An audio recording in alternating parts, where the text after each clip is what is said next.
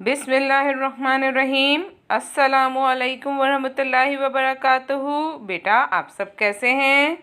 बेटा आप अपनी उर्दू की वर्कबुक निकालिए। सफ़ा नंबर 25 खोलिए। आइए दुआ पढ़िए। रब्बी ज़िदनी इल्मा, ऐ मेरे रब मेरे इल्म में इजाफा फरमा। हिदायत है, पेंसिल फेरें, पेंसिल फेरें। ये कौन सा हुर्फ है? हा। हा। ये देखें, ये आपका दोस्त है और इसके पास क्या क्या चीज़ें रखी हुई हैं। देखिए, ये 2 गेंद हैं, एक बड़ी है एक छोटी है, और ये कुछ सफ़ात हैं, और ये एक पेंसिल है। ये क्या है? ये तो रंग है।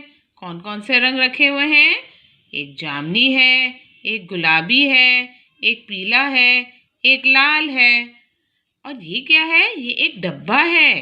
डब्बे में क्या क्या है?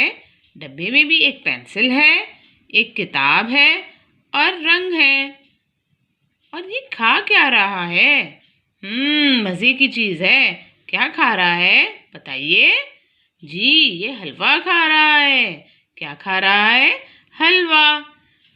अब हलवे की शुरू की आवाज़ को पहचानिए। क्या है हलवे की शुरू की आवाज़?